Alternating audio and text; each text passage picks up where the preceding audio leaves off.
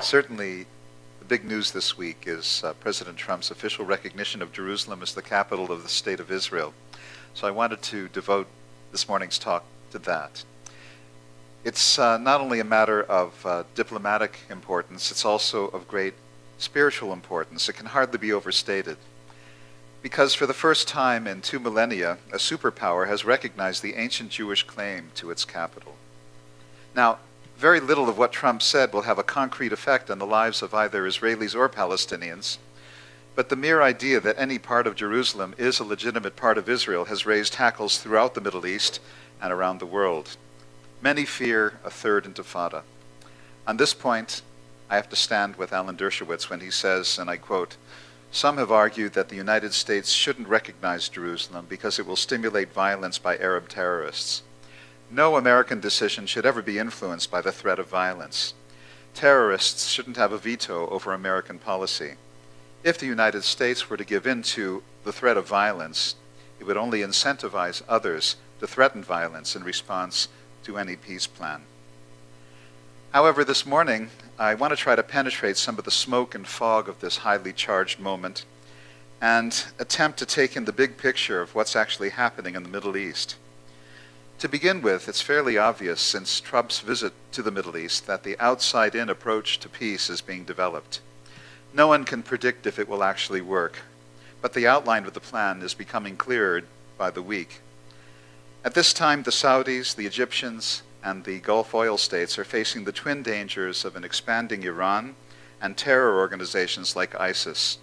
They desperately need Israel with its powerful military and stable regime as an ally. For that to happen, these Sunni Muslim countries need the whole Palestinian problem just to go away. So, in recent months, it seems that the Saudis basically asked Israel to write its own peace treaty. The Saudis are then planning to pressure the Palestinians to take it or leave it. These days, the Saudis are making it clear the days when the Palestinians can just say no to any peace plan are over.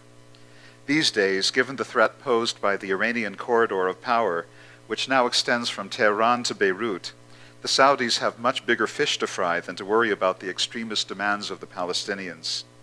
And so, approximately 2 weeks ago, the details of this plan came into focus through a series of events that no one was really supposed to miss. First, Mahmoud Abbas was summoned to Saudi Arabia to see the new Saudi peace plan. He was bluntly told that if he refused to take it, he'd be replaced by someone who would. A few days later, the plan was deliberately leaked to the New York Times in order to set up appropriate diplomatic expectations in the capitals of Europe and the Arab world. Under this plan, there would be a new Palestinian state, non-contiguous, demilitarized, and extending into the northern Sinai. Most Jewish settlements and most of Jerusalem would remain in Israel. Abu Dis, a suburb of East Jerusalem, would become the Palestinian capital. Jerusalem Post columnist Carolyn Glick called this, and I quote, "a credible peace plan at last." Of course, the Palestinians immediately denied that any such plan had been presented to them. Also, a series of high-profile Israel-Saudi events were broadcast to the media. While not technically breaking the taboo against official contacts, the limits of engagement were pushed pretty far and fast. For example, 2 months ago, former head of intelligence Ephraim Halevi, who spoke at the synagogue a few years ago, met with his Saudi counterpart at a public event in New York City. This came shortly after Saudi media refuted rumors that Crown Prince Mohammed bin Salman had secretly visited Israel. The message was clear. The Saudi government was preparing the world to get ready for a deal with Israel. Next, Israel started bombing targets in Syria, Iranian targets. Before, Israel only targeted game-changing weapons shipments to Hezbollah, but last week it shifted to directly bombing Iranian facilities in southern Syria. Once again, the message was clear. Israel was more than willing to do its part in containing Iran. In this broader context, the Trump administration appears to be coordinated with the Saudis and with Israel. My expectation is, one by one, starting with the recognition of Jerusalem as Israel's capital, the elements of the new Saudi peace plan will emerge as American policy as well.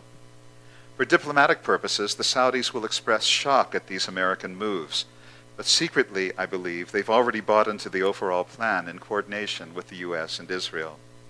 The Saudis will then sternly warn the Palestinians to start serious negotiations soon, or else suffer more diplomatic body blows and not have much left with which to negotiate.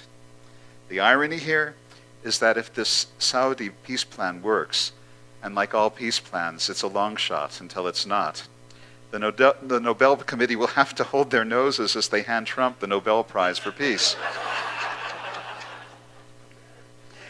Now, it's entirely possible that events will go the other way. Iran isn't about to withdraw from Syria.